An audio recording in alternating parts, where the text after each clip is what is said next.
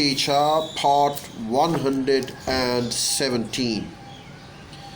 Well, next to critical thinking, we have got dialectical thinking.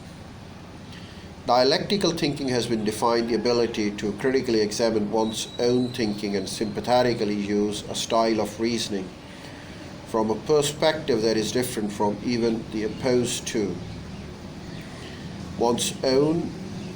This type of thinking might also be termed as reflective self-criticism. Reflective self-criticism. Rudinoff suggests that teachers begin to train their students in dialectical thinking by posing a question for team discussion without suggesting a position topic, without suggesting a position that responders might take. When the teacher has introduced and clarified the topic, the students take positions and prepare to defend them clearly and concisely. They pose questions for those supporting other positions to answer, prepare answers in support of their own positions. Then each team prepares to defend a position to which it was initially opposed. Though such an exercise might be more appropriate for grades 10 or 11, you might also adapt it for elementary students. You might, for instance, record early discussions to help your students review and critique their own performances. Decision making. Decision making involves choosing among options, a process that requires the use of several thinking skills. This process usually involves following operations. Identify the desired goal. Identify obstacles to reaching that goal. Identify options for overcoming each obstacle.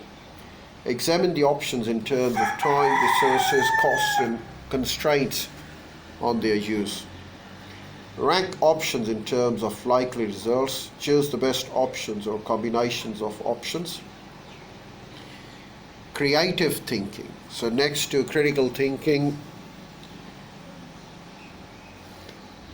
dialectical thinking, we reach up to the creative thinking. Creativity has long been recognized as the highest form of mental functioning.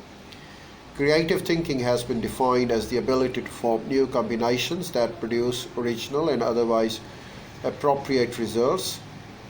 Individual creativity has been linked to the divergent and or original thought or execution. I beg your pardon, please. It need not to be original to all mankind.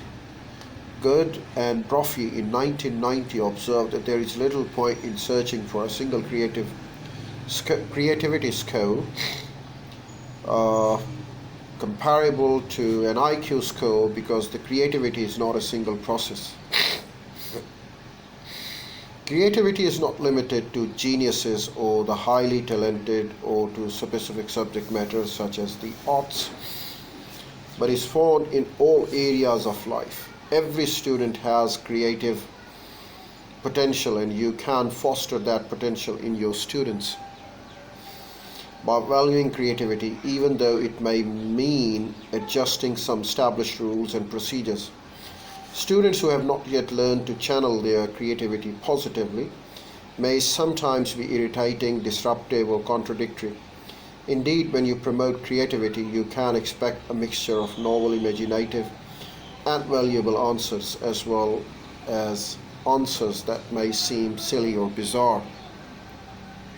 You can either encourage or discourage creativity in your classroom. To teach for creativity, provide an atmosphere in which students can explore original ideas without fear of criticism or ridicule.